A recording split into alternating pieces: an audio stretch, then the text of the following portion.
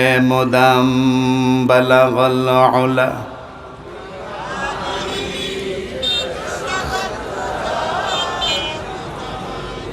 حسنت جميع خصاله صلوا عليه بلغ العلا بكماله كشف الدجى بجماله حسنت جميع خصاله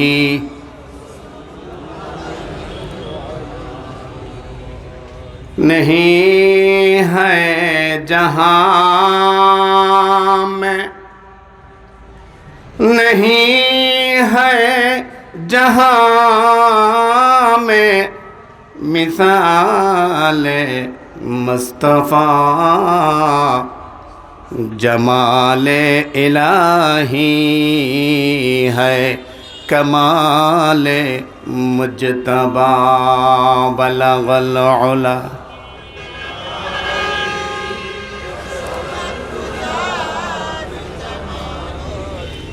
हसनत जमीअ खसालिही सल्लो अलैहि मिट्टी का घर मिट्टी का घर मिट्टी में मिल जाना रे कोई गज का सादा कपड़ा संग तेरा जाना रे खाट पालंग बालखाना कुछ न जाए संग रे अरे भाइया चोर दो दुनिया की सब जाला रे बलगल उला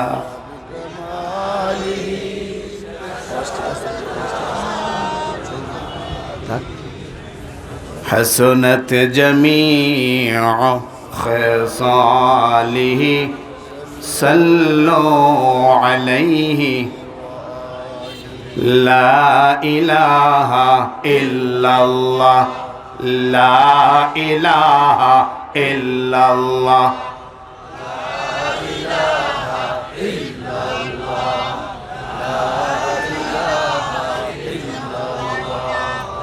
ला इलाहा इल्लल्लाह ला इलाहा इल्लल्लाह ला इलाहा इल्लल्लाह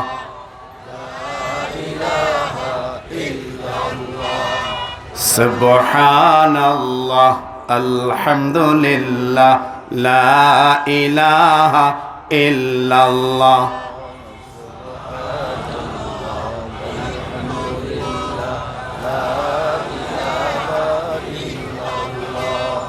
ला इलाहा इल्लल्लाह ला इलाहा इल्लल्लाह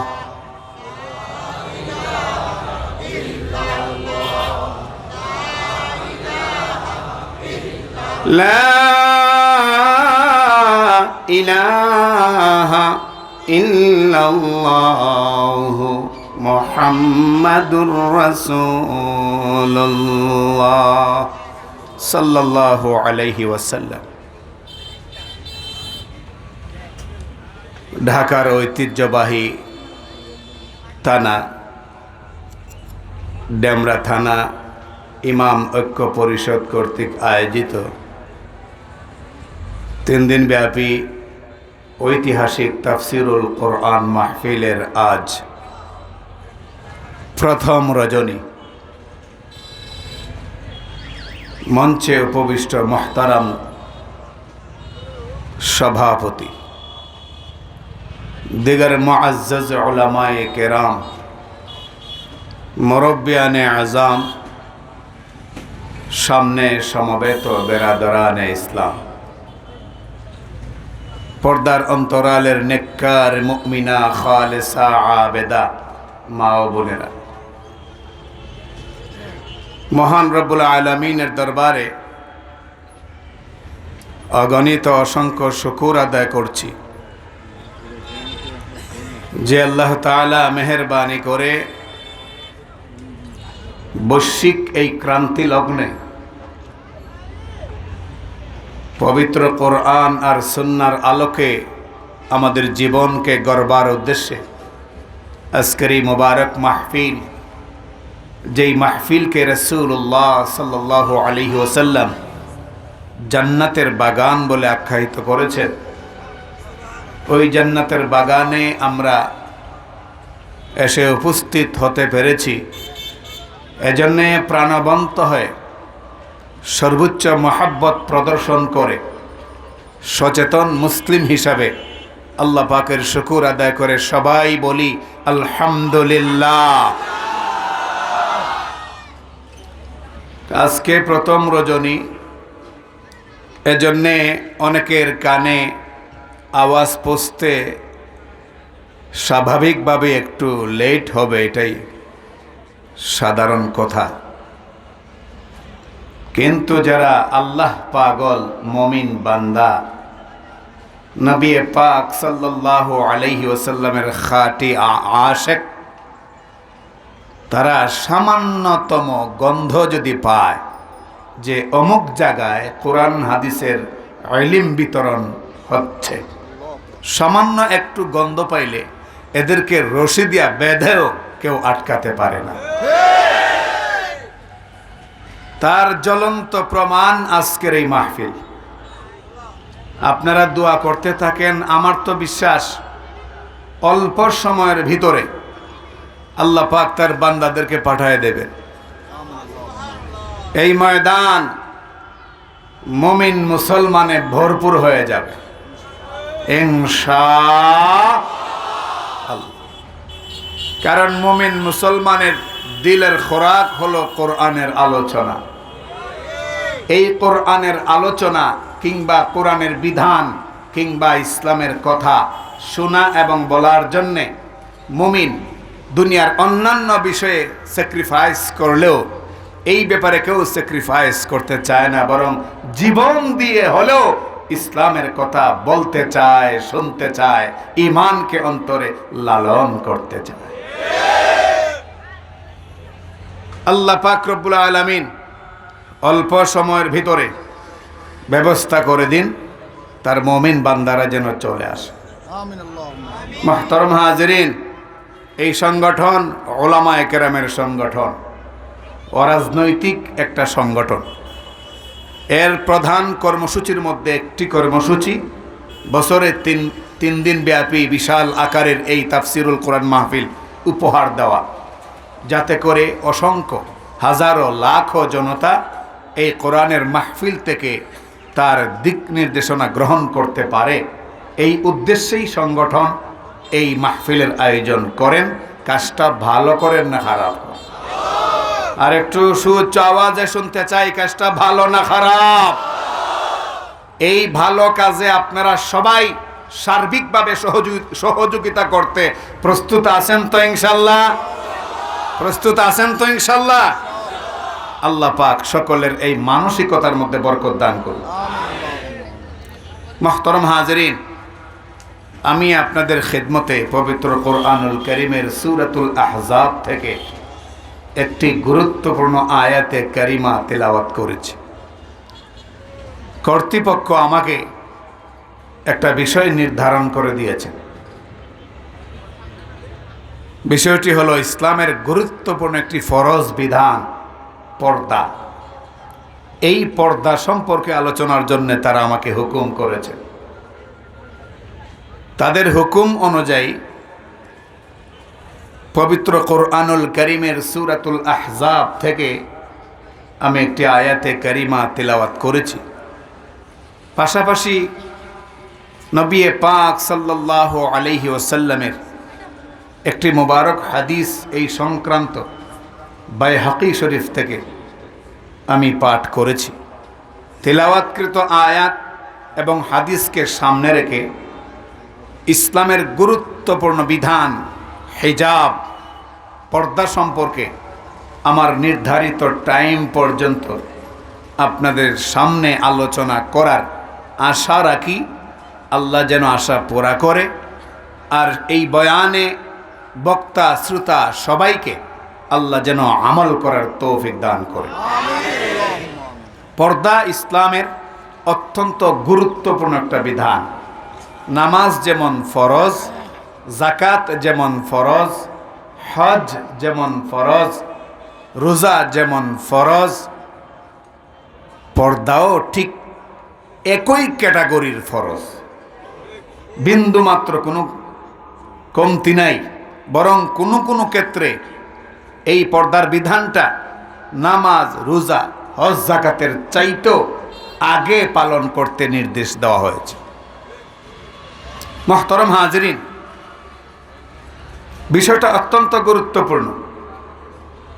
অথচ দেখা যায় নামাজ সম্পর্কে আলোচনা করলে সবাই খুশি, যাকাত সম্পর্কে আলোচনা করলে সবাই খুশি, হজ সম্পর্কে আলোচনা করলে সবাই খুশি, কিন্তু পর্দা সংক্রান্ত বিষয়ে মসজিদের খতিব সাহেব যখন বয়ান শুরু করেন তখন অনেক মুসল্লি এমন আছে খুশি থাকতে পারে না, বেজার হয়ে যায়। আর একটা আওয়াজ করে বলুন ঠিক না? বেজার হয়ে যায় কেন? তার নাতনি পর্দা করে না, তার মেয়ে পর্দা করে না, তার আত্মীয় স্বজনের মধ্যে এমন মেয়ে আছে লুঙ্গি পরে ড্যান্স করে। অতএব পর্দার ওয়াজ করলে অনেকের কষ্ট লাগে। আশা করি আজকে ডেমরা ইমাম ঐক্য পরিষদের এই মোবারক মাহফিলে কোরআনের কোনো বিধান আলোচনা করলে কষ্ট হয় এমন কোনো কপাল পোড়াই মাহফিলে নাই, আমি আশা করি। মুহতারাম হাজিরিন, বিধানটা অত্যন্ত গুরুত্বপূর্ণ, অথচ সাংঘাতিকভাবে বর্তমানে এটা অবহেলিত। আজকে যেমন সাধারণ আম জনতার ঘরে পর্দার বিধান অহরহ লঙ্ঘিত হচ্ছে, পাশাপাশি অনেক জান্নেওয়ালা সুন্নেওয়ালা অনেক ভালো ভালো নামাজির ঘরেও পর্দার বিধান লঙ্ঘন করা হচ্ছে। অথচ মুফাসসিরিনে কেরাম বলছেন এই পৃথিবীতে যত অঘটন ঘটে, যত দুর্ঘটনা ঘটে, যত রকম অশালীন আচরণ সংগঠিত হয়, এই পৃথিবীতে যত অপরাধ ঘটে মাত্র দুইটা কারণে ঘটে। একটা কারণ হলো বেপর্দা, আর একটা কারণ হলো সম্পদের লোভ। কথা বুঝে আসতেছে তো ইনশাল্লাহ? অপারেটর ভাই মেহরবানি করে আর একটু আওয়াজটা বাড়ায় দেন, বিরক্ত হবেন না, মেহরবানি করে আওয়াজটা একটু বাড়ায় দেন।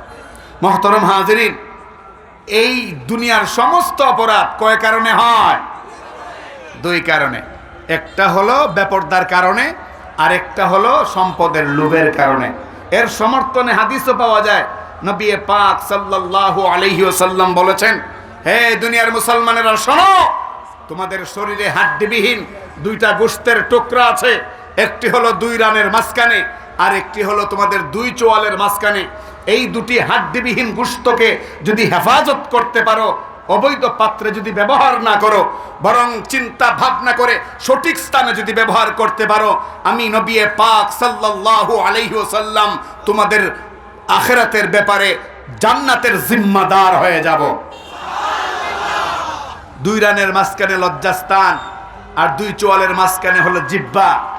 এই জিহ্বা দিয়ে হারাম মাল ভক্ষণ করা হয়, হারাম কথা বলা হয়, গীবত শিকায়াত হয়, সুদ ঘুষের টাকা ভক্ষণ করা হয়। আর দুই রানের মাঝখানে লজ্জাস্থান দিয়া জিনা, ধর্ষণ এগুলো পরিচালিত করা হয়। পর্দার বিধান যদি ইসলামের সেই নির্দেশনা অনুযায়ী সমাজে প্রতিষ্ঠা করা যায়, আল্লাহর কসম করে বলছি, সামনে পবিত্র কুরআনুল কারীম, আল্লাহর কসম করে বলছি, পর্দার বিধান সঠিকভাবে যদি সমাজের রন্ধ্রে রন্ধ্রে প্রতিষ্ঠা করা যায়, তাহলে এই সমাজে কোরআনের বিধান, পর্দার এই সিস্টেম চালুর পর পরের সপ্তাহে, পরের দিনে, পরের ঘন্টায় এই বাংলাদেশে শুধু নয় গোটা দুনিয়ায় একটা ধর্ষণের মামলার কোনো আদালতকে গ্রহণ করতে হবে না। আওয়াজ করে বলুন ঠিক না? বিধানটা অত্যন্ত গুরুত্বপূর্ণ। মনোযোগ দিয়ে শুনতে রাজি আছেন তো? মনোযোগ দিয়ে শুনতে রাজি আছেন তো? মুহতারাম হাজিরিন, যে আয়াতে কারিমা তেলাওয়াত করেছি, এই আয়াতের তরজমাটা আগে শুনেন। তরজমা শুনলে দিলটা ঠান্ডা হয়ে যাবে। আল্লাহ সুবহানাহু ওয়া তাআলা আপনার আমার নবী বিশ্ব নবী মুহাম্মদুর রাসূলুল্লাহ সাল্লাল্লাহু আলাইহি ওয়াসাল্লামকে সম্বোধন করে আহ্বান করলেন, ইয়া আইয়ুহান নবী, ওগো আমার নবী, ওগো আমার রাসূল, কুল লিআজওয়াজিকা ওয়া বানাতিকা ওয়া নিসাইল মুমিনিন। ও আমার পয়গম্বর মুহাম্মদ রাসূলুল্লাহ সাল্লাল্লাহু আলাইহি ওয়াসাল্লাম, আপনি আপনার কন্যাদেরকে বলুন, আপনি আপনার স্ত্রীদেরকে বলুন, আপনি জগতের সমস্ত মুসলমান নারীদেরকে আপনি বলুন, কি বলুন? ইউদনিনা আলাইহিন্না মিন জালাবিবিহিন, তারা যেন তাদের চাদরের কিয়দংশ, একটা অংশ, উল্লেখযোগ্য একটা অংশ চাদরের তাদের নিজেদের উপরে যেন টেনে নেয়। সুবহানাল্লাহ বলবেন না? কার নির্দেশ? এই সারুলিয়া গরুর হাট মসজিদের খতিব সাহেবের নির্দেশ না আল্লাহর নির্দেশ? কি বলছেন? হে পয়গম্বর, আপনি আপনার স্ত্রীদেরকে, আপনার কন্যাদেরকে, আপনার কন্যা ফাতেমা সহ রুকাইয়া সহ যারা আছে এদেরকে বলুন, আর মুসলমানদের সমস্ত নারীদেরকে বলুন, তারা যেন তাদের চাদরের বড় একটা অংশ নিজেদের উপরে টেনে নেয়।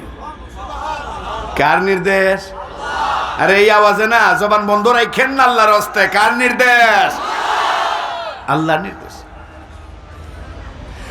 যালিকা আদনা আন ইউরাফনা, তাহলে যদি তারা চাদরের বড় একটা অংশ নিজের উপরে টেনে নেয়, তাহলে তাদেরকে চিনতে সহজ হবে, চিনতে সহজ হবে। ফলে হবে কি? লা ইউদাইন, এটা আরবি শব্দ, তার ইংরেজি শব্দ হলো ইফটিজিং। তাহলে ইফটিজিং করবে না। এটা কার কথা? যদি চাদরের বড় একটা অংশ দিয়ে নিজেকে আবৃত করে নেয়, ঢেকে নেয়, যদি পর্দা পুশিদা করে, তাহলে লা ইউদাইন, তাদেরকে উত্তক্ত করা হবে না। বাংলায় উত্তক্ত, ইংরেজি প্রতিশব্দ হলো ইফটিজিং, তাদেরকে ইফটিজিং করা হবে না। ওয়া কানাল্লাহু গফুরার রহিমা। আয়াতের শেষে আল্লাহ বলতেছেন, মহান রব্বুল আলামিন তিনি বড় ক্ষমাশীল, তিনি বড় দয়ালু। মুফাসসিরিনে কেরাম বলেন, আয়াতের শেষে এই কথা বলার উদ্দেশ্য কি যে আল্লাহ দয়ালু, আল্লাহ ক্ষমাশীল? মুফাসসিরিনে কেরাম ব্যাখ্যা করেছেন, আল্লাহ পাক আয়াতের শেষে তিনি ক্ষমাশীল, তিনি দয়ালু বলে ওই দিকে ইঙ্গিত করেছেন, হ্যাঁ দুনিয়ার নারীরা, কোরআনের বিধান, কোরআনের বক্তব্য, কোরআনের তাফসীর শোনার আগে যদি বেপরদা হয়ে থাকো, যদি নিজেকে কন্ট্রোল করে না থাকো, তাহলে এই বয়ান শোনার পরে কন্ট্রোল হয়ে যাবে, পর্দার আমল করে ফেলবে, তাহলে তোমাদের অতীত জীবনের বেপরদেগির সমস্ত গুনাহ আমি আল্লাহ মাফ করে দেব। এই কারণেই বলা হয়েছে আয়াতের শেষে, ওয়া কানাল্লাহু গফুরার রহিমা। মুহতারাম হাজরিন, এই যে পর্দার বিধানটা, এটা ইসলামের সূচনা লগ্নে ছিল না, বরং এই বিধানটা অনেক পরে নাজিল হয়েছে। ইসলাম দুনিয়াতে এসেছে নবী পাক সাল্লাল্লাহু আলাইহি ওয়াসাল্লামের 40 বছর পূর্ণ হওয়ার পর। নবীজির 40 বছর পূর্ণ হওয়ার পরে আল্লাহ পাক ঘোষণা দিলেন, আপনি নবী। কোরআনের আয়াত নাজিল করে ওহী নাজিল করা শুরু করলেন। ইকরা বিসমি রাব্বিকাল্লাযী খালাক, খালাকাল ইনসানা মিন আলাক, ইকরা ওয়া রাব্বুকাল আকরামুল্লাযী আল্লামা বিল কলম, আল্লামাল ইনসানা মা লাম ইয়ালাম। এই আয়াতগুলো নাজিলের মাধ্যমে আল্লাহ পাক রব্বুল আলামিন বললেন, আপনি পয়গম্বর, আপনার কাছে এখন থেকে কন্টিনিউ পবিত্র কোরআন নাজিল হবে। তিনি নবী হলেন, মক্কায় থাকলেন 13টা বছর। কত বছর মক্কায় থাকলেন? 13 বছর। 13 বছরের ভিতরে পর্দার বিধান চালু করবেন দূরের কথা, ঠিকঠাক মতে সালাদটুকুনো নামাজটুকুনো আদায় করার সুযোগ ছিল না। অন্ধকারে সমস্ত কাফির লিডাররা যখন ঘুমিয়ে পড়তো, ওই মুহূর্তে আল্লাহ নবী মুহাম্মদ সাল্লাল্লাহু আলাইহি ওয়াসাল্লাম কাবা শরীফের মুলতাজামের সামনে গিয়ে নামাজে দাঁড়াতেন। ওই মুহূর্তে তখন উটের পচা নারী ভরি রাহমাতুল্লিল আলামিনের গর্দনা মোবারকে চাপায় দিত। জিজ্ঞেস করতে চাই, ১৫০০ বছর আগে যেই সমস্ত বেয়াদবেরা বিশ্বনবী মুহাম্মদ সাল্লাল্লাহু আলাইহি ওয়াসাল্লামের গর্দনায় উটের পচা নারী ভরি চাপায় দিত, নবীজিকে জঙ্গিবাদ আর সন্ত্রাসবাদের প্রবক্তা বলতো, মুহাম্মদ সাল্লাল্লাহু আলাইহি ওয়াসাল্লামকে ধর্মত্যাগী বলতো, মুহাম্মদ সাল্লাল্লাহু আলাইহি ওয়াসাল্লামকে নারী খেকু বলতো, তাদের বংশধর বর্তমান পৃথিবীতে নাই। এই আওয়াজে আছে বললে এটা সঠিক হবে না, উচ্চ আওয়াজে বলেন আছে না নাই? থাকলে কি হবে? সেই যুগে যেমন আবু বকর ছিল, উসমান ছিল, উমর ছিল, আলী ছিল, আব্দুর রহমান ইবনে আউফ ছিল, এই যুগে আল্লাহ পাক হক্কানি উলামায়ে কেরাম দিয়েছেন। ওই যুগে সাহাবায়ে কেরাম রাসূল করিম সাল্লাল্লাহু আলাইহি ওয়াসাল্লামকে জীবন দিয়া রক্ষা করেছেন। আর এই যুগে উলামায়ে কেরাম তাদের সবকিছু বিছন দেয়া হলেও এদেশের মানুষের ঈমান আমলকে অবশ্যই হেফাজত করবে। ঠিক কিনা? একটু আওয়াজ করে বলুন ঠিক কিনা? তো মক্কার 13 বছরে পর্দার বিধান চালু হয় নাই। তখন নবী পাক সাল্লাল্লাহু আলাইহি ওয়াসাল্লাম যখন বয়ান করতেন, পুরুষ সাহাবীরা যেরকম বয়ানে থাকতেন, আশপাশে মহিলা সাহাবিয়া তারাও 2-4 জন থাকতেন, কারণ পর্দার বিধান যেহেতু ছিল না, কোনো আপত্তিও ছিল না। মক্কার 13 বছর কেটে গেল। এরপরে হিজরত করে কোথায় গেলেন? মদিনার নামটা প্রত্যেকটা মদিনা পাগল মুসলমানের জবান থেকে স্পষ্টভাবে শুনতে চাই। হিজরত করে মক্কা থেকে কোথায় গেলেন? মদিনায় যাওয়ার পরে গেল আরো 5 বছর। কয় বছর? 5 বছর। তো 5 বছর পর নবী করিম সাল্লাল্লাহু আলাইহি ওয়াসাল্লাম একটা বিয়ে করলেন। আল্লাহ নবীর জীবনে বিয়ে, একাধিক বিয়ে সংগঠিত হয়েছে। বিনা কারণে না? অবশ্যই কারণ ছিল। আল্লাহ নবী একাধিক বিয়ে করেছেন। এই বিষয়টাকে নাস্তিকের বাচ্চারা হাইলাইট করে কয় ইসলামের নবী মুহাম্মদ সাল্লাল্লাহু আলাইহি ওয়াসাল্লামের চরিত্রে নাকি সমস্যা আছে। এত জঘন্য কথা শোনার পরে নাউজুবিল্লাহর আওয়াজ এত আস্তে শোভা পায় না। যুক্তি কি? যুক্তি হলো মুহাম্মদ সাল্লাল্লাহু আলাইহি ওয়াসাল্লামের চরিত্রে তার ক্যারেক্টার যদি লস না হতো, তাহলে তিনি এত বিয়ে করলেন কেন? 9টা আর 11টা। অথচ পরিষ্কার নবী পাক সাল্লাল্লাহু আলাইহি ওয়াসাল্লাম নিজের জবানে বলে গেছেন, 11টা বিয়ে করেছি, একটাও আমার ইচ্ছায় করি নাই। খাদিজাকে যখন বিয়ে করি তখন তো আর পয়গম্বর ছিলাম না, ওহী আসারও কোনো সুযোগ ছিল না। তখন আল্লাহ খাদিজাকে বিয়ে করার এলহাম করেছিলেন আমার ভিতরে। এরপরে যে বাকি 10টা বিয়ে করেছি, প্রত্যেকটা বিয়ের ব্যাপারে আসমান থেকে ফয়সালা হয়েছে, আসমান থেকে দিন তারিখ ঠিক করা হয়েছে, আসমান থেকে সিদ্ধান্ত দেওয়া হয়েছে। আসমানের সিদ্ধান্তে আমি বাকি বিবাহগুলো করেছি মুসলিম মিল্লাতের কল্যাণে, ঈমান ও ইসলামের কল্যাণে। অথচ এরা কয় নবীজির বলে চরিত্র ভালো না, এই কারণে একাধিক বিয়ে করছেন। আসলে বাংলা একটা প্রবাদ আছে, যার মধ্যে যা ফাল দেয় ওঠে তা। আওয়াজ করে বলুন ঠিক কিনা? যার মধ্যে যা ফাল দেয় ওঠে। আসলে আমাদের নবী মুহাম্মদ সাল্লাল্লাহু আলাইহি ওয়াসাল্লামকে যারা চরিত্রহীন বলতে চায়, ওদের একটারও চরিত্র ঠিক নয়। এরা চরিত্রহীন লম্পট। জাতি বারবার ওদের লম্পটতার কাহিনী শোনে। তো একাধিক বিয়ে কেন করছিলেন? প্রত্যেকটা বিয়ে আল্লাহ পাকের হুকুমে করছেন। প্রত্যেকটা বিয়ে, যেমন এক যুদ্ধ থেকে এসেছেন, অনেক সেখান থেকে বন্দী হয়ে এসেছে, নারীও ছিল সঙ্গে।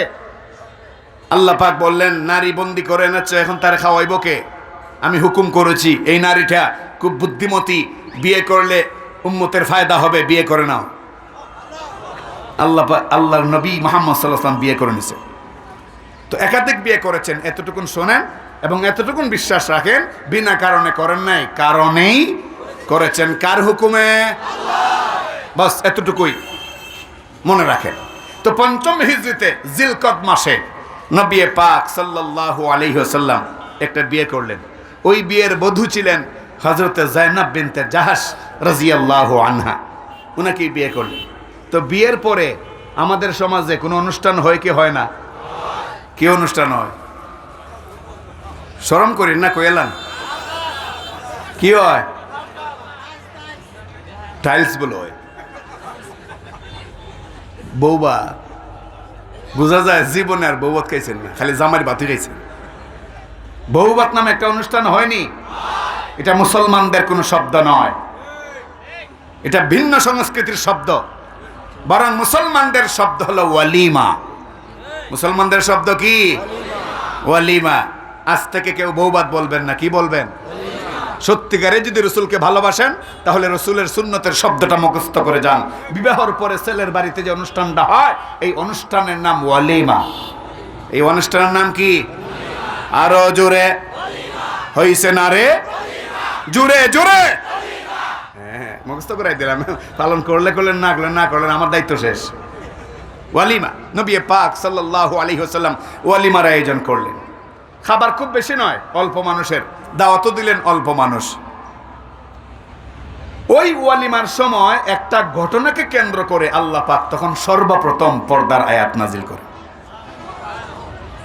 ঘটনাটা কি? যায়েনব বিনতে জাহাশ রাদিয়াল্লাহু আনহুকে বিয়ে করার পর নবীজি ওয়ালিমার জন্য দাওয়াত দিলেন। অনেকে আসছে, খাওয়া দাওয়া করতেছে।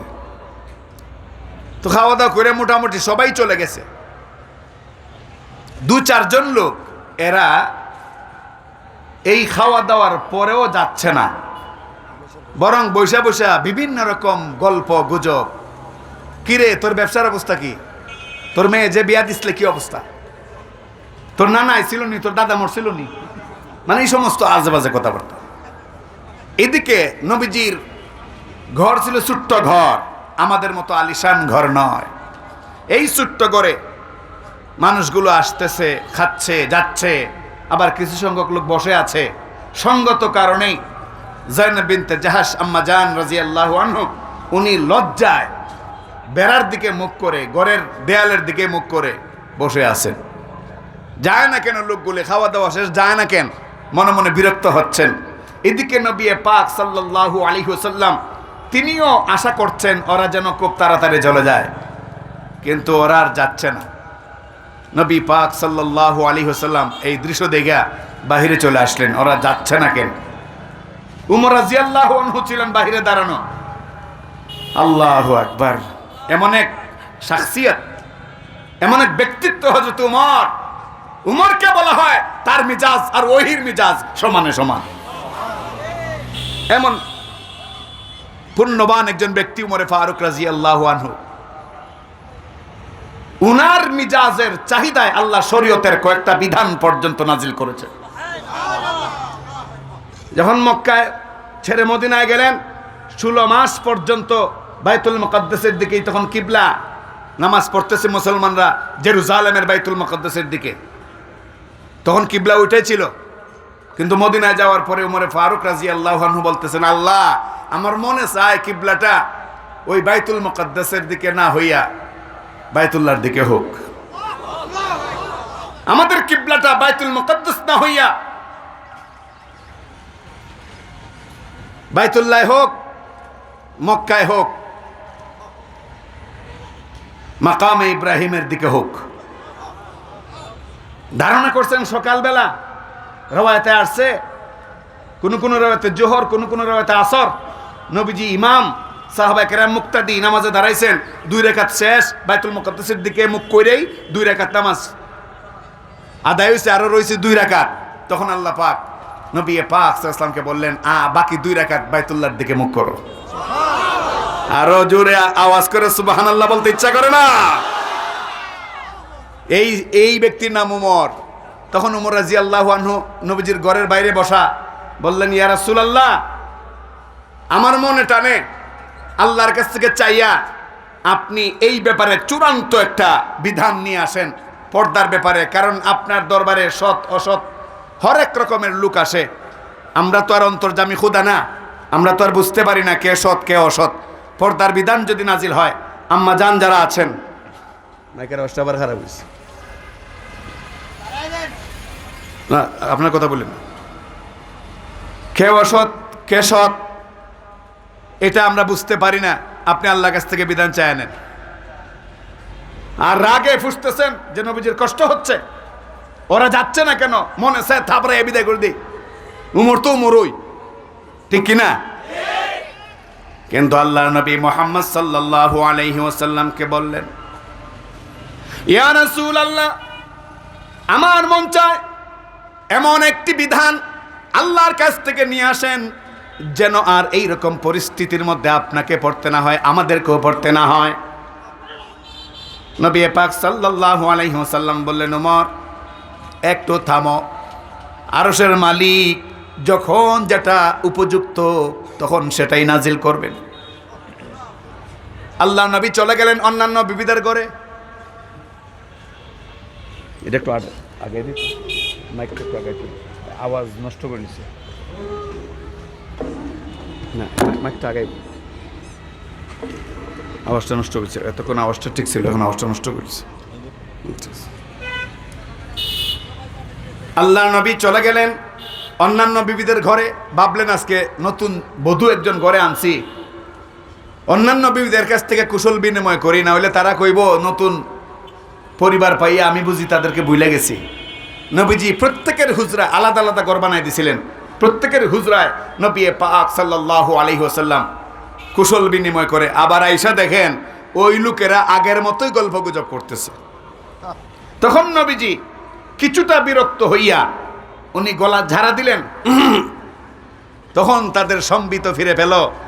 তারা একজন আরেকজনকে বলল, আরে অনেকক্ষণ ধরে আমরা এখানে বসে আছি, চল চল, অনেকক্ষণ হয়ে গেল, বাড়িতে চল। এরা চলে গেল। নবী পাক সাল্লাল্লাহু আলাইহি ওয়াসাল্লাম হুজরা মুবারকের দরজার সামনে দাঁড়ানো, ঠিক ওই মুহূর্তে আল্লাহ পাক জিব্রাইলকে পর্দার বিধান দিয়ে নাজিল করলেন, ইয়া আইয়ুহাল্লাযীনা আমানু লা তাদখুলু বুয়ুতান নাবিয়্যি ইল্লা আন ইউযানা লাকুম ইলা তুআমিন গায়রা নাযিরিনা ইনাহ। এই আয়াত নাজিল হয়ে গেল। এই আয়াত নাজিল হয়ে আল্লাহ পাক রব্বুল আলামিন কিয়ামত পর্যন্ত নারী আর পুরুষের মধ্যকার ঐতিহাসিক বিধান, পর্দার বিধান নাজিল করলেন। এই হলো পর্দার বিধান নাজিল হওয়ার ছোট্ট ইতিহাস। মুহতারাম হাজিরিন, পর্দার বিধানটা এমন এক বিধান আল্লাহ পাক রব্বুল আলামিন বিশেষ করে নারী জাতির কল্যাণেই পর্দার বিধান নাজিল করেছে। কিন্তু অনেক নারী আমাদের মা বোনেরা বুঝে না, এই কারণে আমরা হুজুররা যখন পর্দার ওয়াজ করি কয় মোল্লারা আর কি পারে, মোল্লারা তো পারে শুধু আমাদেরকে ঘরে আটকায় রাখতে, মোল্লারা তো শুধু চায় আমরা যেন ঘরে আটকে থাকি, অগ্রগতি উন্নতি মোল্লারা বুঝে না, চায় না। এই সমস্ত কথা অনেক মা বোনেরা বোঝে না, বুঝা এই কথাগুলো বলে না বুঝা। যদি বুঝতো শুকরিয়ার 2 রাকাত সালাত নামাজ আদায় করে বলতো, আল্লাহ এই বিধান যে দিয়েছো আগাগোড়া পুরাটাই আমাদের কল্যাণে দিয়েছো, আল্লাহ শুকর আদায় করলাম, আলহামদুলিল্লাহ। কিন্তু বুঝে না বইলেই দোষারোপ করে। মুহতারাম, এবার আসুন পর্দা কাকে বলে একটু বোঝার চেষ্টা করি। পর্দা শব্দটা ফার্সি, উর্দুতেও ব্যবহার হয়, বাংলায়ও ব্যবহার হয়, কিন্তু পরিভাষায় এটার আরবি শব্দ হিজাব, আর পরিভাষায় পর্দা বলা হয় নারী আর পুরুষের মধ্যকার তাদের নৈতিক চরিত্রকে হেফাজত করবার জন্যে আল্লাহ হিজাব নামক যে দেওয়াল দাঁড় করাই দিয়েছেন, এইটার নামে হইল পর্দা। এটার নামে কি? পর্দা। আপনি ঘরে যখন এই দেওয়াল দেন চতুর্পাশে, তখন আপনি নিশ্চিত থাকেন আমার ঘরে চোর ঢুকতে পারবে না, ডাকাত ঢুকতে পারবে না। আল্লাহ পর্দার বিধান, হিজাবের বিধান দিয়া ইশারা দিছেন, হিজাবের বিধান যদি তুমি ঠিকঠাক মতো পালন করো হে নারী আর পুরুষ, তাহলে তোমাদের ঘরে অযাচিত কোনো ঘটনা ঘটবে না, পরকীয়ার ঘটনা ঘটবে না, কোনো রকম অনৈতিক ঘটনা ঘটবে না, তোমাদের ইজ্জত সম্মান আবরু বরাবরই সমান থাকবে। মুহতারাম হাজিরিন, আল্লাহ যে পর্দার বিধান নাজিল করছেন বিনা কারণে না কোনো উদ্দেশ্য আছে? একটু আওয়াজ করে বলুন, বিনা কারণে না উদ্দেশ্য আছে? অবশ্যই উদ্দেশ্য আছে। আল্লাহ পাকের কোনো একটা কর্ম, কোনো একটা কথা উদ্দেশ্যবিহীন নয়। এই বিশ্বাস আছে তো আপনাদের?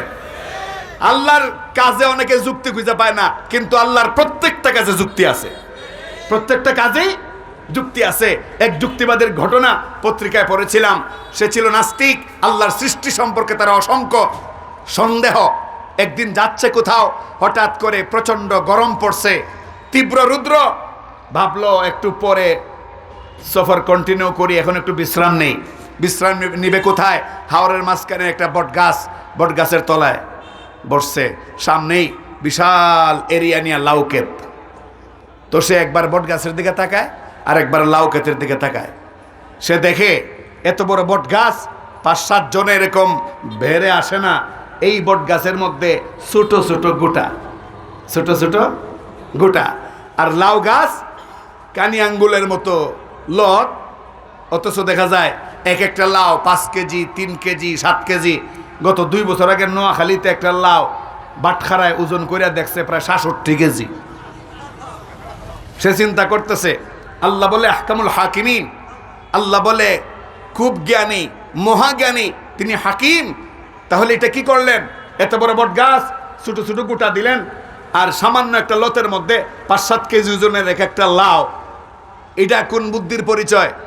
সে মনে মনে ভাবতেছে, আমার বুদ্ধি অনুযায়ী যদি বট গাছের গোটা বটের কাণ্ডে না রেখে লাউয়ের লতে ধরাই দেওয়া হইতো, আর লাউ গাছের লাউকে লত থেকে আলাদা করে যদি বট গাছের মাথায় দেওয়া হইতো, তাহলে মোটামুটি একটা মুনাসিবত হইত। কিন্তু আল্লাহ এটা কি করলেন? ঠিক ওই মুহূর্তে ঝিরঝিরে বাতাস, হঠাৎ করে একটা বটের গুটা তার মাথার মধ্যে পড়ছে। আর মাথাও তো আল্লাহর রহমতে একদম খালি, মাল নাই। যেমন বাইরে মাল নাই, ভিতরে মাল নাই। যখন ঠিক কিনা? বাংলাদেশে যত গন্ডগোল যে সময় বাঁধে, আমরা পরীক্ষা করে দেখছি এই অধিকাংশই বাইরে মাল নাই। ভিতরে যে নাই তার কর্মকাণ্ডে পরিচয়। এখন এই টাক মাথায় মিস্টার টাকলা, তার এই মাথায় যখন পড়ছে একটা বটের গুটা, সাথে সাথে টন করে উঠছে। কি মনে করেন 20-30 হাত উপর থেকে পড়ছে, খুব আরাম লাগছে? অথচ বটের গুটা ওজন করলে 5 কেজি হইব, 1 কেজি হইব, আধা কেজি, 100 গ্রাম, আরে 10 গ্রাম হইতো না। পড়ছে মাথায়, ঠন করে উঠছে। সাথে সাথে নাস্তিকের জবান থেকে বের হয়ে আসছে আল্লাহু আকবার। কোন আওয়াজ? আল্লাহু আকবার। কয় আল্লাহ, আমি না, তুমি বড়। আমি আর কিসের পণ্ডিত?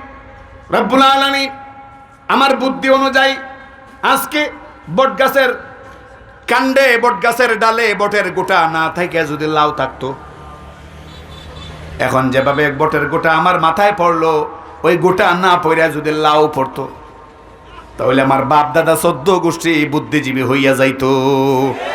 আর জোরে এখন ঠিক কিনা? যুক্তি আসেনি আল্লাহ সব কাজে, কিন্তু অনেক কপাল পোড়ার আল্লাহর যুক্তি বুঝে আসে না। যুক্তি বুঝে না এসে কয় এটা ঠিক হইছে না। আসলে ঠিক পর্দার বিধানটা আল্লাহ পাক বিনা কারণে নাজিল করেন নাই, বরং তাফসিরের কিতাবে উল্লেখ করা হয়। তাফসিরে মাযহারির মধ্যে আছে, তাফসিরে মাআরিফুল কোরআন আল্লামা ইদ্রিস কান্দালাবি রাহমাতুল্লাহি আলাইহি তিনিও উল্লেখ করেছেন। আরো বড় বড় তাফসিরে উল্লেখ করা হয় আল্লাহ পাক রব্বুল আলামিন 3 কারণে 3টা উদ্দেশ্যে পর্দার বিধান নারী আর পুরুষের জন্য আল্লাহ পাক প্রযোজ্য করেছেন। কয়টা উদ্দেশ্য? আর একটা আওয়াজ করে বলুন, কয়টা? 3টা। 1 নম্বর উদ্দেশ্য, পর্দার বিধান নাজিল করার পেছনে আল্লাহর 3টি উদ্দেশ্যের প্রথমটা হইল, আল্লাহ এই জন্য পর্দার বিধান নাজিল করেছেন, এই পর্দার বিধানের মাধ্যমে, পর্দার বিধান পালন করার মাধ্যমে নারী আর পুরুষের মধ্যকার সমস্ত অনৈতিকতা, নৈতিকতাহীন যত নোংরামি, অশ্লীলতা আছে, এগুলো সব দূর হয়ে যাবে পর্দার বিধানকে মেনটেইন করে চললে। বুঝা ঠিক করনি না, শুধু তালে তালে ঠিক কইতাছেন। বুঝতেছেন নি আপনারা? বুঝতেছেন নি? পর্দার বিধান মেনটেইন করলে নোংরামি, অশ্লীলতা, ধর্ষণ বন্ধ হয়ে যাবে। এটা হলো প্রথম কারণ পর্দার বিধান নাজিল করার। পর্দার বিধান নাজিল করার দ্বিতীয় কারণ, মুফাসসিরিনে কেরাম বলেন আল্লাহ পাক পর্দার বিধান নাজিল করার 2 নাম্বার কারণ হইল নারী আর পুরুষের মধ্যে যে বিবাহ হয়। ওইনি আল্লাহ যেভাবে আসতে কইছেন বোঝা যায় আপনারা বড় বিরক্ত। হ্যাঁ, বিয়ে শাদী করে বড় লসে আছে। বিয়ে শাদী করেনি মানুষ, করেনি। এই বিয়ে শাদীর পদ্ধতিটা ঠিক রাখবার জন্য আল্লাহ পর্দার বিধান দিছে। কেন, কেমনে হয়তো প্রথমে বুঝে আসবে না, বুঝায় বললে বুঝে আসবে। যদি পর্দার বিধান ঠিক থাকে, নারী যদি পর্দায় থাকে, তবেই এই নারী সম্পর্কে যুবকটার আকর্ষণ ঠিক থাকবে। যদি সে যত্র তত্র অহরহ সব জায়গায় নারী দেখতে পায়, তাহলে নারী নিয়ে সংসার করা, নারী নিয়ে বসবাস করা এবং তার দায়িত্ব কাঁধে নিয়ে বিশাল বিশাল টাকা পয়সা নষ্ট করা, এটা সে মানে বরদাস্ত করবে না। তাহলে বিবাহের প্রথা উঠে যাবে। বিবাহের প্রথা ঠিক রাখবার জন্যে এবং বংশধারা যেন কিয়ামত পর্যন্ত ঠিক থাকে, এই জন্যে আল্লাহ পাক বিয়ের ব্যবস্থা করেছেন। কারণ বিয়ের মাধ্যমেই বংশধারা ঠিক থাকে। বিয়ে ছাড়া যদি যৌনতার সম্পর্ক হয়, তাহলে যে সন্তান হয় বাস্টার্ড হয়, সেই সন্তান হয় হারামজাদা, ওই সন্তান হয় কপাল পোড়া। এবার বলেন, এই 2টা জিনিস বুঝার পরে বলেন পর্দার বিধান আল্লাহ নাজিল করে ভালো করছেন না খারাপ করছেন? আমরা পশ্চিমা সভ্যতার দিকে যদি নজর করি, পশ্চিমা বিশ্বে যদি নজর করি, বিয়ের পাত্তা ওদের কাছে খুব কম। বিয়ের ব্যাপারে ওদের মধ্যে আগ্রহ খুব কম। করলেও মাঝে মধ্যে এরা লাভ ম্যারেজ করে, কন্ট্রাক্ট ম্যারেজ করে, অল্প সময়ের জন্য চুক্তিবদ্ধ হয়। কিন্তু ইসলামের বিধান সারা জিন্দেগির জন্য, বিয়ের প্রথায় ওরা বিশ্বাসী না। এই কারণে বিশ্ব সভ্যতায় পশ্চিমাদের চরিত্রের ব্যাপারে দেখা যায়, এদের মানে অনেক ক্ষেত্রেই দেখা যায় যে মায়ের ঠিকানা থাকলেও বাবার ঠিকানা থাকে না, মায়ের ঠিকানা থাকলেও বাবার ঠিকানা থাকে না। কেন থাকে না? পর্দার বিধান যেহেতু ওই সমাজে নাই, এই কারণে তার মা কত পুরুষের সঙ্গে রাত কাটিয়েছেন এইটার কোনো হিসাব নাই। কোন পুরুষের সঙ্গে রাত কাটানোর কারণে সে তার মায়ের পেটে আসছে সে নিজেও জানে না। এই কারণে শুধু মাকে উল্লেখ করে, বাবাকে উল্লেখ করে না ম্যাক্সিমাম ক্ষেত্রে। ঠিক কিনা? এটা হলো পর্দা বিধান নাজিল করার কয় নাম্বার কারণ? আরো জোরে সবাই বলেন, কয় নাম্বার কারণ? কারণটা কি? বিবাহের সিস্টেম ঠিক রাখবার জন্য আল্লাহ পর্দার বিধান দিয়েছে। 3 নাম্বার কারণ, খুব মনোযোগ দিয়ে শুনবেন। এখন যেটা বলবো 3 নাম্বার কারণ, এটা বুঝার মতো বিষয়। পর্দার বিধান নাজিল করার 3 নাম্বার কারণ, আল্লাহ পাক এজন্যই এই বিধানটা নাজিল করেছেন যে এই বিধান পালনের মাধ্যমে নারী তার কর্মক্ষেত্র, পুরুষ তার কর্মক্ষেত্র, নারী আর পুরুষের কর্মক্ষেত্রকে চিহ্নিত করা, তাদের কর্মক্ষেত্রকে ডিভাইড করা, তাদের কর্মক্ষেত্রকে আলাদা করার জন্য আল্লাহ পাক পর্দার বিধান নাজিল করেছেন। এবার বলুন, নারী আর পুরুষের কর্মক্ষেত্র এক জায়গায় হইলেই ভালো না আলাদা আলাদা থাকলে নিরাপদ? বুঝতে শুনে বলতেছেন তো? পর্দার মানে নারী আর পুরুষের কর্মক্ষেত্র এটা কি এক জায়গায় থাকলেই ভালো না আলাদা আলাদা সেক্টরে থাকলে ভালো? আমরা নারীদের শিক্ষার বিরোধী নই, আমরা নারীদের অগ্রগতি উন্নতির বিপক্ষে নই, বরং আমরা মনে করি নারী আর পুরুষ সবার জন্যই সমাজের দায়িত্ব আছে। কিন্তু আমরা যেটা বলতে চাই সেটা হলো নারী তার নিজস্ব সেক্টরে কাজ করবে, পুরুষ তার নিজস্ব সেক্টরে কাজ করবে। তাহলে অফিসের বড় বসের দ্বারা নারী আর নির্যাতিত হবে না। আর যারা বলেন ঠিক কিনা? এই উন্নত বিশ্বে আমরা প্রায় দেখি সংবাদ আমাদের কানে আসে, অমুক অফিসে অমুক নারী তার প্রধান বস দ্বারা নির্যাতিত হয়েছে, নিপীড়িত হয়েছে, ধর্ষিত হয়েছে। তার কারণ কি? আল্লাহর কসম করে বলছি, একটাই কারণ, পর্দার বিধান যতদিন পর্যন্ত তোমরা মানবে না, পালন করবে না, ততদিন পর্যন্ত ধর্ষণের বিরুদ্ধে, জিনার বিরুদ্ধে আইন যতই করো, ওই আইন কখনো কোনো সুফল বয়ে আনবে না। ঠিক কিনা? আওয়াজ করে বলুন। যতদিন পর্যন্ত পর্দার বিধান ঠিকঠাক মতে পালন করা যাবে না, ততদিন পর্যন্ত আইন করা যাবে বটে, কিন্তু আইনের কোনো সুফল পাওয়া যাবে। মুহতারাম হাজিরিন, আমার কথায় কি আপনারা কেউ বিরক্ত হচ্ছেন? কথাগুলো দরকারি কি দরকারি না? আমি বেচারা সিলেট থেকে আসছি, কণ্ঠমণ্ঠ তেমন একটা সুবিধা না, কিছু কথাই বইলা যাই। মেহেরবানি করে কথাগুলো মনোযোগ দিয়ে শোনেন, ইনশাআল্লাহ যদি আমল করতে পারেন বা আমরা সবাই পারি, তাহলে সমাজটা কিন্তু পরিবর্তন হয়ে যাবে।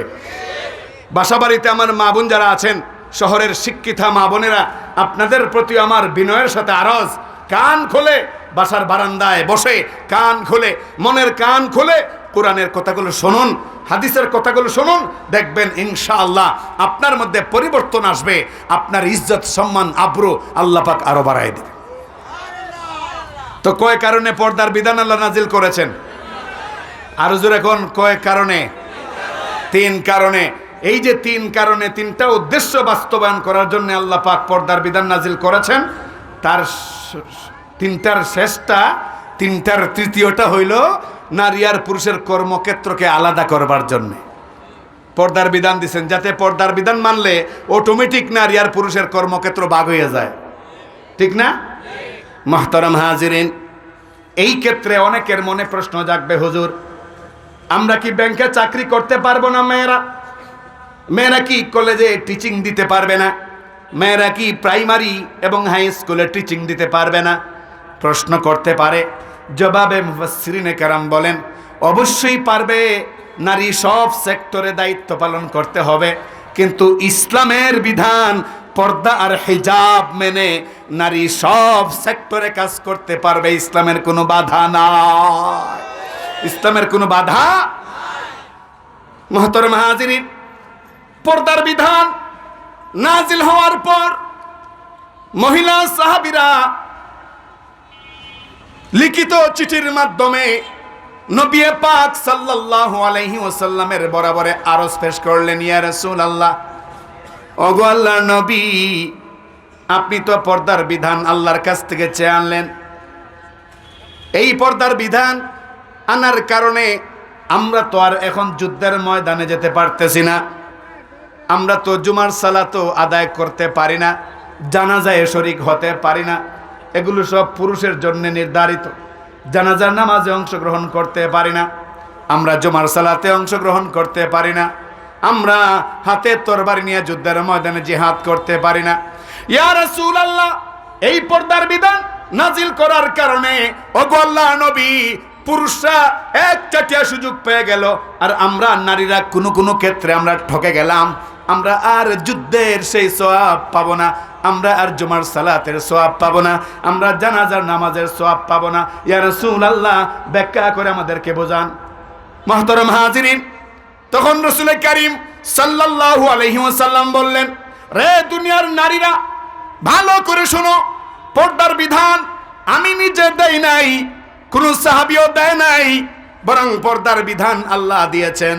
শোনো, তোমাদের মনের যে দুর্বলতা, পর্দার বিধানের কারণে যুদ্ধের মাঠে যেতে পারবো না, পর্দার বিধানের কারণে নিজে মাথায় করে মজদুরির কাজ করতে পারবো না, ইনকামও করতে পারবো না, আল্লাহ রাস্তায় দানও করতে পারবো না, তাহলে দেখা যায় কোনো ক্ষেত্রে পুরুষরা আমাদের চাইতে অগ্রগামী। আমাদের এই শূন্যতা কেমনে পুরা করব? এই যে প্রশ্ন তোমরা করেছো নারীরা, আল্লাহ পাক এই বিধান নাজিল করার আগেই তোমাদের বিষয়গুলো চিন্তা করেছেন। রে আমার মুসলিম নারীরা, মনোযোগ দিয়ে শোনো, ভালো করে শোনো। এই পর্দার বিধান লঙ্ঘন করতে গিয়া তুমি যখন ঘরে বসবাস করবে, আর বসবাস করতে গিয়া তুমি যখন বাচ্চা জন্ম দেবে, বাচ্চা জন্ম দেওয়ার সময় ইনকেস যদি তুমি মারা যাও, যদি শাহাদত বরণ করো, তুমি যদি মৃত্যু বরণ করো, তাহলে আল্লাহ সুবহানাহু ওয়া তাআলা উহুদ আর বদরের ময়দানে সাহাবায়ে কেরাম যুদ্ধ করে শাহাদত বরণ করে রক্ত ঝরাইয়া যেই পরিমাণ সওয়াব আর পুণ্য ইনকাম করেছে, তুমি ঘরে বসে তুমি বাচ্চা জন্ম দিতে গিয়া যদি মারা যাও, আল্লাহ সুবহানাহু ওয়া তাআলা ওই যুদ্ধের ময়দানে শহীদ হওয়া সাহাবীর সমপরিমাণ সওয়াব আল্লাহ তোমাকে দিয়া এই গ্যাপ আর শূন্যতা পুরা করে দেবে। আরেকটা আওয়াজ করে বলবেন না সুবহানাল্লাহ?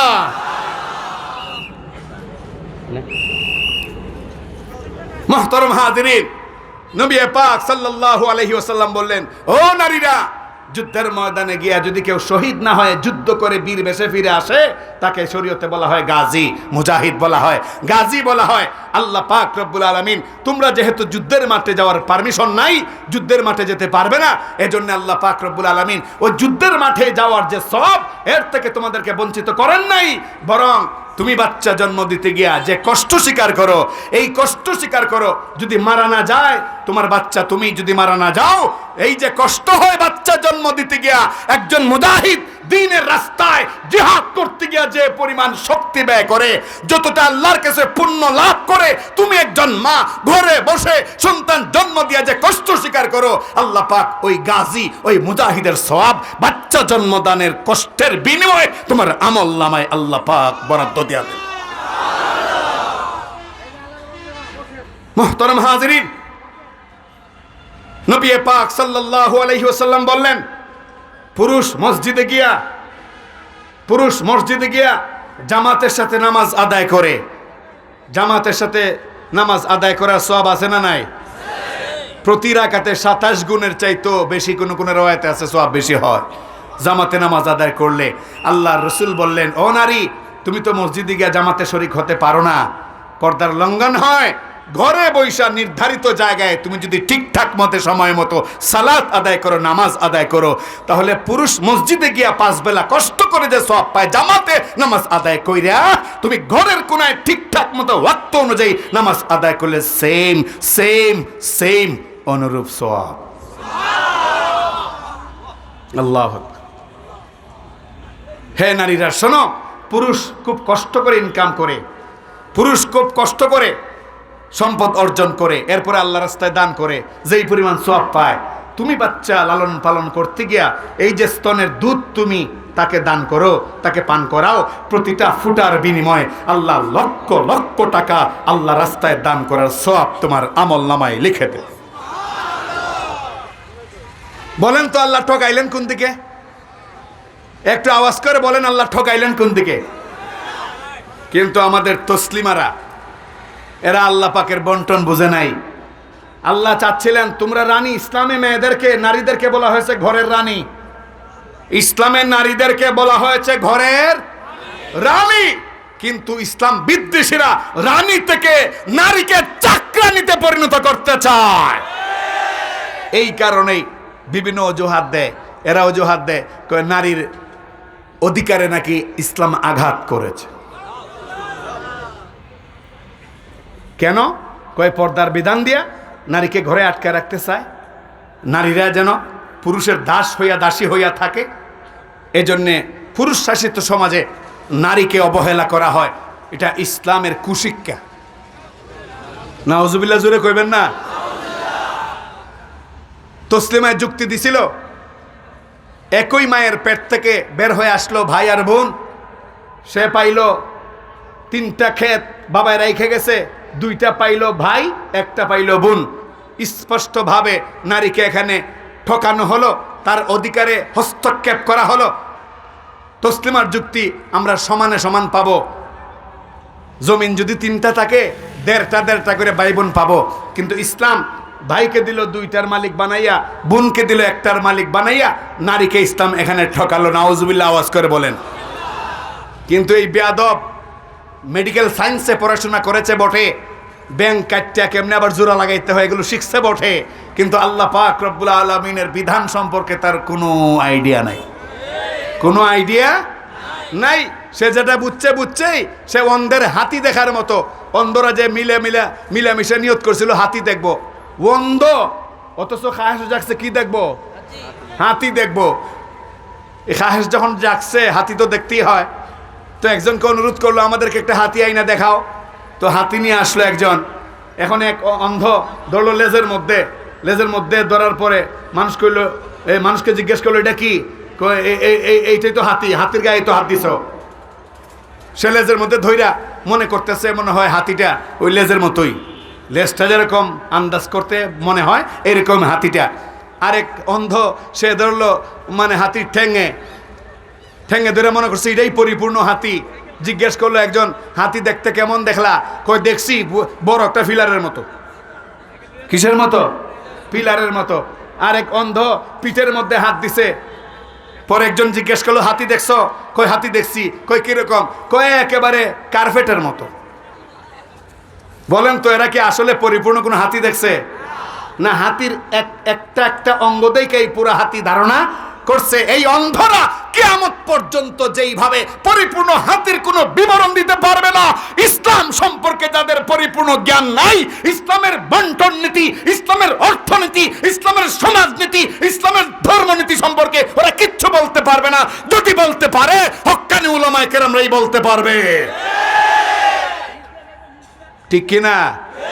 মুহতারাম হাজিরিন, তসলিমার সেই দাবি যে অর্ধেকটা দিয়া নারীকে অর্ধেকটা দিয়ে ঠকানো হয়েছে, সমান সমান কেন দেওয়া হইল না? সমান অধিকার চায়। কি চায়?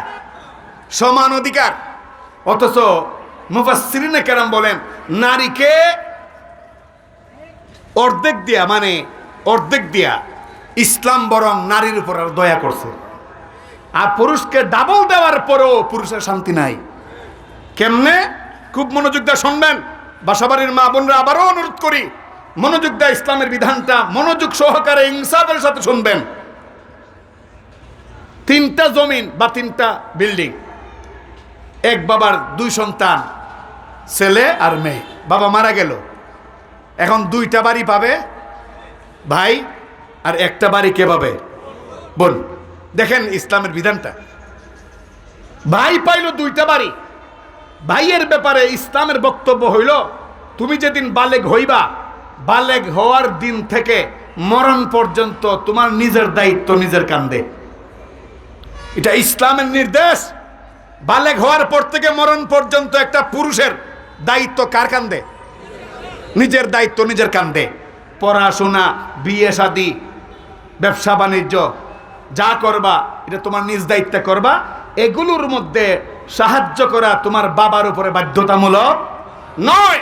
তোমার বাবা যদি বালেগ হওয়ার পরে তোমার 1টা টাকাও না দেয়, ইসলামের দৃষ্টিতে তোমার বাবা কোনো অপরাধী হবে না।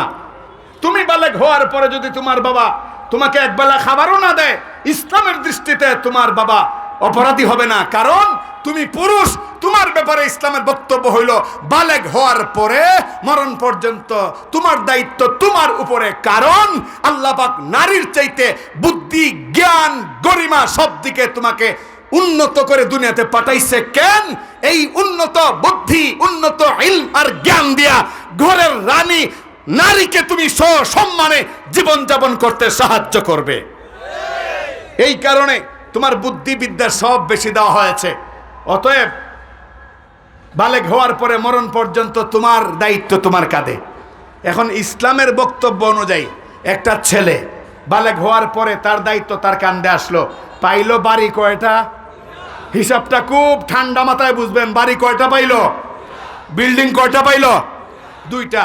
এই 2 বাড়ি পাইয়া হের পড়াশোনা, খাওয়া দাওয়া, বিয়ে শাদী, বন্ধু বান্ধবকে আপ্যায়ন, মেহমানদারি করা, এমনকি যে বোনটা ঘরে আছে তার বিয়ের পরে বছরে বছরে ঈদের মৌসুমে তাকে নিয়ে আসা, কাপড় চোপড় দেওয়া, বোনের শ্বশুর বাড়ি থেকে আসবে তার হাজব্যান্ড, আসবে তার শ্বশুর শাশুড়ি, আসবে অনেক আত্মীয় স্বজন, এদেরকেও কাপড় চোপড় দিয়ে দেওয়া। এই সব দায়িত্ব কার উপরে? জোরে এখন কার উপরে? ভাইয়ের উপরে। এখন এই ভাই এই সব দায়িত্ব পালন করতে গিয়া বিল্ডিং যে 2টা পাইছিল, 2টা যে পাইছিল বিল্ডিং, এই 2টা বিক্রি করিয়া তার সম্পদ যা ছিল সব শেষ। এবার আসুন বোনের দিকে। ইসলাম কি বলে?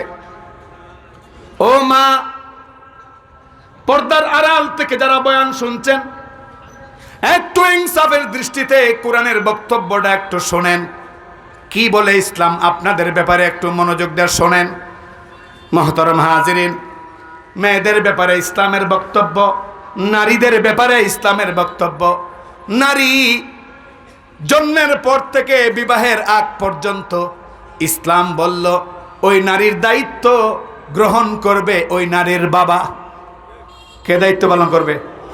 নারীর বাবা। কোনো কারণে বাবা যদি মারা যায় তাহলে ভাই কে? ভাইও যদি মারা যায়, মাও যদি মারা যায়, বাবাও যদি মারা যায়, তাহলে দেশটা যদি ইসলামী দেশ হয়, তাহলে এই নারীর দায়িত্ব শরীয়তের ভাষায়, শরীয়তের বক্তব্য অনুযায়ী এই নারীর দায়িত্ব গ্রহণ করবে রাষ্ট্র। সুবহানাল্লাহ কন্যা। দায়িত্ব কে গ্রহণ করবে? রাষ্ট্র। মুহতারাম হাজিরিন, এই অবস্থায় যখন নারীর বিয়ে হয়ে যাবে 18-20 বছর, 21 বছর বয়সে, 17 বছর বয়সে যখন নারীর বিয়ে হয়ে যাবে, বিয়ের পর থেকে মরণ পর্যন্ত দায়িত্ব হইল স্বামীর কান্দে। কার কান্দে? স্বামীর কান্দে। ও মা, একটু ইনসাফের সাথে শোনো, তোমার বিয়ের পর থেকে মরণ পর্যন্ত তোমার দায়িত্ব তোমার স্বামীর কাঁধে। স্বামী যদি মারা যায় তোমার ছেলের কাঁধে, তোমার কোনো দায়িত্ব নাই। মরণ পর্যন্ত তোমার দায়িত্ব আল্লাহ ভাগ করে দিয়েছেন, আল্লাহ বন্টন করে দিয়েছেন। মুহতারাম হাজিরিন, এইদিকে বিয়ের সময় আবার মোহরানাও নারী পেয়েছে, ঠিক কিনা বলেন? আওয়াজ করে বলুন ঠিক কিনা? এই মোহরানার টাকা, এটা নারীর লাইফের একটা গ্যারান্টি, সিকিউরিটি। এই মোহরের টাকার মালিকও নারী। কোন নারীর মোহরের টাকা যদি স্বামী আত্মসাৎ করে, চিন্তাই করে, আল্লাহর রাসূল বলেন সে অভিশপ্ত। নারীর মোহরের টাকা যদি তার ভাই কিংবা তার বাবা আত্মসাৎ করে, তাহলে সে অভিশপ্ত। কি বুঝলাম? মোহরের টাকার মালিকও নারী, বলুন ঠিক কিনা? জন্মের পর থেকে বিয়ের পর আগ পর্যন্ত দায়িত্ব বাবার কাঁধে। তখন এই নারীর একটা টাকাও খরচ করার কোনো জায়গা নাই। আওয়াজ করে বলুন ঠিক কিনা? বিয়ের পর থেকে মরণ পর্যন্ত দায়িত্ব স্বামীর কিংবা তার ছেলের। মরণ পর্যন্ত চিকিৎসা সহ সব খাতে একটা টাকাও নারীর উপরে ব্যয় করার কোনো তাকাজা নাই, কোনো দায়িত্ব নাই।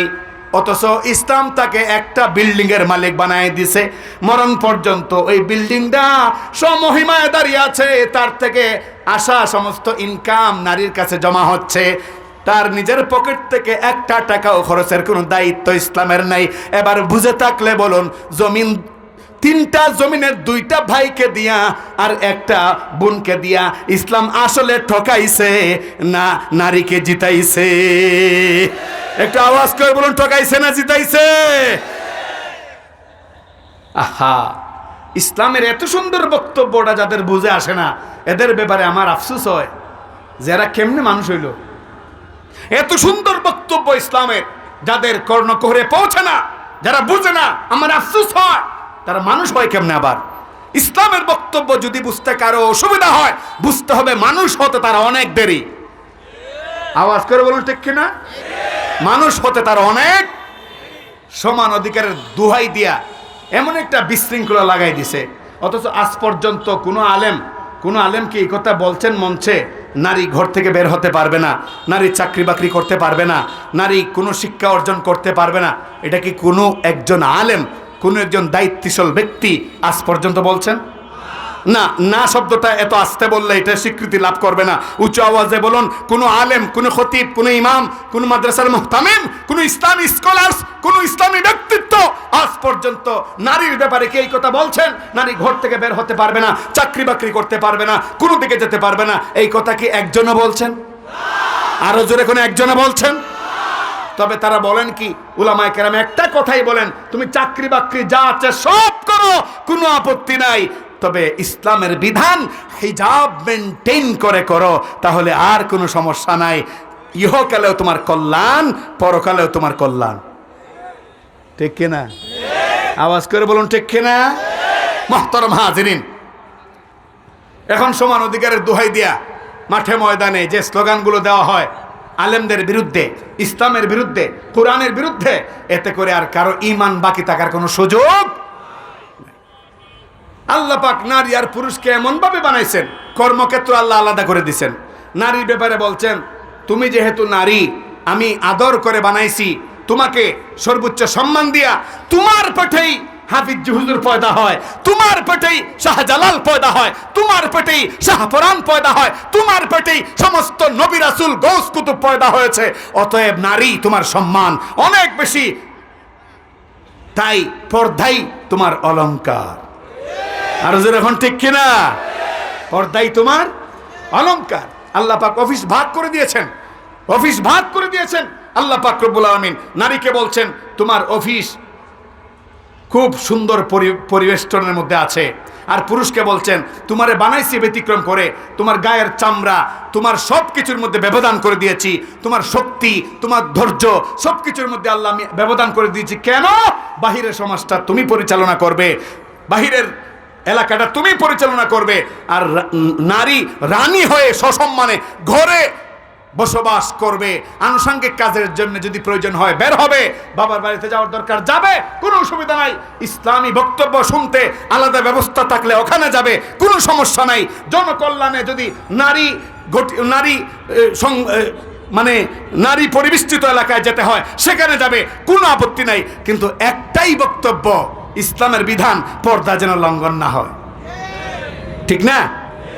মুহতারাম হাজরিন, পর্দার বিধান যদি লঙ্ঘন না করে কোনো নারী তাকে পর্দায় আবৃত করে জীবনটা কাটাইতে পারে, আল্লাহ পাক রব্বুল আলামিন তার ঔরস থেকে, তার গর্ভ থেকে এমন সন্তান আল্লাহ পাক দুনিয়াতে দিয়া দেন, দেখা যায় ওই সন্তান দুনিয়া আলোকিত করে লাখো কোটি মানুষের জন্য সে উজ্জ্বল প্রদীপ হয়ে যায়, ঠিক না? একটা উদাহরণ দেই আপনাদেরকে, একটা উদাহরণ, আশা করি শুনলে ভালো লাগবে। একটা উদাহরণ দেই, আজ থেকে প্রায় 1350 বছর আগের একটা উদাহরণ। মদিনায় বনু তামিম গোত্রের এক সৌভাগ্যবান পুরুষ, নাম আবু আব্দুর রহমান ফররুখ। ইতিহাসটা খুব মনে রাখবেন। পর্দাওয়ালি মা, পর্দাওয়ালি বোন কি ঐতিহ্য দিতে পারে মুসলিম মিল্লাতকে, এটা বুঝাইবার জন্য বলছি। নাম আবু আব্দুর রহমান ফররুখ, নামটা মনে রাখবেন। উনি একজন উঁচু পর্যায়ের তাবেঈ ছিলেন, তাবেঈ। নবী পাক সাল্লাল্লাহু আলাইহি ওয়াসাল্লাম অনেক আগেই বিদায় হয়ে গেছেন। আবু আব্দুর রহমান ফররুখ বিয়ে করলেন, বিয়ে করার পর নববধূ করে তুললেন। মাত্র 2-3 দিন গেছে, এমন সময় শোনেন খুরাসানে যুদ্ধ শুরু হয়েছে। যুদ্ধ, এমন যুদ্ধ শুরু হয়েছে, মুসলমানদেরকে নিশ্চিহ্ন করবার সব প্রক্রিয়া তারা সেখানে প্রয়োগ করবে, এমন হাত ডাক শোনা যাচ্ছে। মাত্র 3 দিন হলো বিয়ে করেছেন নববধূ, তাকে বললেন আমি খুরাসানে যুদ্ধ শুরু হয়েছে, মুসলমানরা সেখানে অসহায় নির্যাতিত হচ্ছে, আমি চাই সেখানে গিয়ে যুদ্ধ করতাম, তুমি কি রাজি হবে? এই কথা বলার পর নববধূ মাত্র 3 দিন সংসার করছে, সে বলতেছে মুসলমানদের কল্যাণে তুমি যদি যুদ্ধ করতে যাও আমার কোনো আপত্তি নেই। কেমন স্ত্রী, কেমন নারী! তখন আবু আব্দুর রহমান ফররুখ প্রস্তুতি নিলেন, যাবেন যুদ্ধে। যাওয়ার আগে 30,000 টাকা, তখন মুদ্রার নাম ছিল আশরাফি, 30,000 আশরাফি স্ত্রী হাতে দিয়া বললেন এই 30,000 টাকা তোমার কাছে রাখো, আমি আল্লাহর নামে যুদ্ধে বের হচ্ছি, যদি ফেরত আসি তাহলে এই টাকা দিয়ে ব্যবসা বাণিজ্য করে তিজারত করে সংসার চালাবো। তবে শোনো, এই 3 দিনের সংসারে, 3 দিনের আমাদের স্বামী স্ত্রী সম্পর্কের মধ্যে আল্লাহ পাক যদি কবুল করে আর কোনো সন্তান যদি আল্লাহ দেয়, ছেলে হোক আর মেয়ে হোক, তারে তুমি দ্বীনি শিক্ষা দিবা। এই কথা বইলা আবু আব্দুর রহমান ফররুখ তিনি যুদ্ধের ময়দানে চলে গেলেন মদিনা থেকে খুরাসানে। মুহতারাম হাজরিন, তিনি যুদ্ধে গেছেন তো গেছেনই, আওয়ার কোনো আর নাম নাই। বছর খানেক পরে আল্লাহ পাক রব্বুল আলামিন আবু আব্দুর রহমান ফররুখের ঔরসে একটা পুত্র সন্তান আল্লাহ পাক দান করলেন। এত সুন্দর, মা মহব্বত করে নাম রাখলেন রাবিয়া। কি নাম রাখলেন? রাবিয়া। আল্লাহ পাক তাকে এত মেধা দিলেন, মাত্র 6 বছর বয়সে পবিত্র কোরআনের পরিপূর্ণ হাফেজ হয়ে গেলেন। মাত্র 12 বছর বয়সে ইলমে নাহু, ইলমে সরফ পরিপূর্ণভাবে আয়ত্তে আনলেন।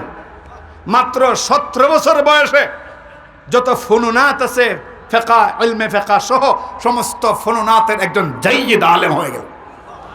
মুহতারাম হাজরিন, উনার বয়স যখন 22, তখন মসজিদের নববীতে আল্লাহ রসুল সাল্লাল্লাহু আলাইহি ওয়াসাল্লামের রওজার পাশে যেই মাদ্রাসা, ওই মাদ্রাসায় একজন প্রধান মুহাদ্দিস নিয়োগ দেওয়ার প্রয়োজন পড়লো। তখন মসজিদে নববীর কমিটি বসলো, কারণ আল্লাহ রসুল সাল্লাল্লাহু আলাইহি ওয়াসাল্লামের প্রতিষ্ঠিত মাদ্রাসা, এই মাদ্রাসায় প্রধান মুহাদ্দিস হওয়া জানতেন লোক কি নিয়োগ দেওয়া সম্ভব? এই জন্যে কমিটি বসলো কি করা যায়, চিন্তা ভাবনা করতে করতে করতে করতে কুস্তে কুস্তে কুস্তে কুস্তে তারা সিদ্ধান্ত নিল এই মাদ্রাসারই ছাত্র রাবিয়া, সে বড় ধী শক্তির মালিক, অনেক প্রখর, তার জেহেন অনেক ধারালো জেহেন, অনেক স্মরণ শক্তি এবং ইলমের গভীরতা অনেক বেশি। তারা সিদ্ধান্ত নিল আমরা এই মাদ্রাসারই প্রাক্তন ছাত্র এই রাবিয়াকে এই মসজিদে নববীর মাদ্রাসার প্রধান শাইখুল হাদিস হিসাবে আমরা তাকে নিয়োগ দেব। তখন তার নাম তারা দিল ইমাম রাবিআতুর রায়। শুধু আর রাবিয়া না, ইমাম রাবিআতুর রায়। এইবার ইমাম রাবিআতুর রায় তিনি মসজিদে নববীতে তালিম দিচ্ছেন, দরস দিচ্ছেন। ইমাম সুফিয়ান সাউরি সহ বড় বড় ব্যক্তিত্ব এই ইমাম রাবিআতুর রায়ের ছাত্র। মাহতারাম হাজিরিন, রাবিয়ার বয়স তখন 27 বছর। কত বছর? ওই 27টা বছর কেটে গেল, কিন্তু রাবিয়া তার বাবাকে দেখে নাই। বাবা যুদ্ধের ময়দান থেকে বাড়িতে এখনো ফিরেন নাই। আল্লাহু আকবার বলেন, আল্লাহু আকবার, আল্লাহু আকবার। মা ধরে নিয়েছেন, হয়তো রাবিয়ার বাবা দুনিয়াতে নাই, হয়তো শাহাদাত বরণ করেছেন, না হয় তিনি অবশ্যই ফিরে আসতেন। দুনিয়াতে নাই এইরকম একটা ধারণা হয়ে গেছে। ওইদিকে 27 বছর যুদ্ধের ময়দানে জিহাদ করতে করতে সময় কাটানোর পর হঠাৎ করে আবু আব্দুর রহমান ফররুখ রাবিয়ার বাবার মনে হলো, আরে অনেক দিন হলো চলে আসলাম, অনেক দিন হয়েছে আসলাম মদিনা থেকে, এখন পর্যন্ত মদিনায় যাচ্ছি না, 27টা বছর কেটে গেল, এখন একটু বাড়ি করে গিয়া দেখি কি অবস্থা। সুবহানাল্লাহ। কত বছর পর জুর, এখন কত বছর পর? আর আমগো মানুষ 3 দিনের লাগি চিল্লা যায়, থাকতে পারে না। 1.5 দিনের সময় অনেক ঘটনা এরকমও ঘটে, মসজিদ থেকে ফলাইয়াই। আল্লাহ আল্লাহ মাফ করো। 27টা বছর কেটে গেল, বাড়িতে যাওয়ার প্রয়োজন অনুভব করলেন। সুবহানাল্লাহ। কয়েকদিন সফর শেষ করে ইমাম রাবিআতুর রায় মদিনায় পৌঁছলেন, কিন্তু আশ্চর্যজনক মদিনায় আসার পরে দেখেন মদিনার রাস্তাঘাট ঠিকঠাক মতো চিনেন না। 27 বছর আগে আর 27 বছর পরে ভৌগোলিক ব্যবধান হয় কি হয় না? আপনাদের এই সারুলিয়া গরুর মাঠ 27 বছর আগে যেমন ছিল এখনো কি এমনই আছে না অনেক পরিবর্তন? মাহফিলের বিষয়টাই ধরেন না, আমি তো মোটমাট প্রায় 6-7 বছর ধরে কন্টিনিউ আপনাদের মাহফিলে আসি। প্রথমবার যখন আসছিলাম তখন এত সুন্দর, এত গোছানো, এত পরিপাটি পরিবেশ তো আমি পাই নাই। কিন্তু এই 6-7 বছরের ব্যবধানে কত সুন্দর একটা ব্যবস্থাপনা। সময়ের ব্যবধানে কালের পরিবর্তন হয় কি হয় না? মদিনায় আসলেন, আইসা দেখেন রাস্তাঘাট ঠিকঠাক পাচ্ছেন না। একজনকে জিজ্ঞেস করলেন, ভাই আবু আব্দুর রহমান ফররুখের বাড়িটা কোন দিকে? উনার নামই কিন্তু আবু আব্দুর রহমান। জিজ্ঞেস করলেন, আবু আব্দুর রহমানের বাড়িটা কোন দিকে? ওই লোকটা কয়, মিয়া তুমি কি মদিনায় থাকো না? এইরকম একজন বিখ্যাত লোকের বাড়ি ছিল না মিয়া? আল্লাহু আকবার। এক লোক দেখাই দিল, যাও সুজা ডানে গিয়া বামে গিয়া আবার ডানে গিয়া আবার দক্ষিণে গিয়ে আবার উত্তরে বলে দিল। উনি এই লোকের দিক নির্দেশনা অনুযায়ী গেলেন, গিয়াও দেখেন উনি বাড়ি টের পাচ্ছেন না কোনটা ওনার বাড়ি। আবার জিজ্ঞেস করলেন, আর এক লোক তখন বলল, মিয়া এই তো সামনে আবু আব্দুর রহমান ফররুখের বাড়ি। মিয়া তুমি বড় কপাল পোড়া, এইরকম একজন মহামনীষীর বাড়ি মিয়া ছিল না। সুবহানাল্লাহ। মুহতারাম হাজিরিন, কত বছর পরে আসলেন, আর আমরা তো মাত্র 2-3 ঘন্টার জন্য বয়ানে বসলে পরে কত মিস কল বাসা থেকে আসে। বয়ানে বসলে পরে কত রকম বাহানা অজুহাত, এমনকি মাঠের মাঝখান থেকে উঠে যায়, চিন্তা করে না জান্নাতের বাগান ছেড়ে দিচ্ছি। মুহতারাম হাজিরিন, 27টা বছর কাটানোর পর আসলেন মদিনায়। বাড়ির উঠানে এসে যখন ঘরের চালের দিকে তাকালেন তখন বুঝতে পারলেন, হ্যাঁ এটাই আমার বাড়ি। আর তো দেরি হয় না, দরজায় গেলেন, হাতের তরবারির হাতল দিয়া আঘাত করছে। এই সময় ইমাম রবিআতুর রায় বাড়িতে সামনে রুমে বসে উনি একটু গাওয়া খাচ্ছেন। গাওয়া আরবের একটা প্রসিদ্ধ খাবার। আবু আব্দুর রহমান ফররুখ তরবারির হাতল দিয়ে এমন আঘাত করছেন, মুজাহিদ মানুষ তো, মুজাহিদের ব্যবসাবি তো আলাদা। আর যেরকম ঠিক কিনা? দেখেন না, এত বছর পরে আমেরিকা পরাজিত হইয়া শেষ পর্যন্ত সারেন্ডার করলো। এরই নাম মুজাহিদ, এরই নাম মুজাহিদ। মুজাহিদ তো এমন আঘাত করছেন, দরজার পাল্লা দুইটা দুই দিকে টাচ করে। ইমাম রবিআতুর রায় সামনের রুমে বসা ছিলেন। বিকট আওয়াজে দরজা যখন খুলল তখন তিনি দাঁড়ায় গেলেন। দাঁড়ায় আর চোখ রাঙ্গায় বললেন, মিয়া তুমি কেডা? এত বড় সাহস, আমার বাড়িতে তুমি আমার অনুমতি ছাড়া একবারে অন্দর মহলে ঢুকে যাচ্ছ, তোমার এত বড় সাহস? কিচ্ছু কইবেন না আপনারা, আল্লাহু আকবার কোন। আর হুজুর এখন আল্লাহু আকবার। তোমার এত বড় সাহস, তুমি আমার বাড়িতে এরকম ঢুকে যাচ্ছ? আবু আব্দুর রহমান ফররুখ তিনিও ছাড়লেন না। তিনি বললেন, তুমি কেডা? আমার বাড়ি, আমার ঘর, মাঠ পড়সা, দাগ নাম্বার সব আমার। তুমি অচেনা অজানা একটা যুবক আমার অন্দর মহলে ঢুকে আমাকে আবার হুমকি দিচ্ছ, তুমি কেডা? ইমাম রবিআতুর রায় গলা আরো উচ্চাঙ্গে নিয়ে বলেন, তুমি কেডা? এত বড় সাহস তোমার, আমার ঘরে ঢুকে পড়লে তুমি, এত বড় সাহস? বাপ বেটা দুইজনের তর্কাতর্কি, প্রচন্ড আওয়াজ। অন্দর মহলে রান্না ঘরে মা ছিলেন।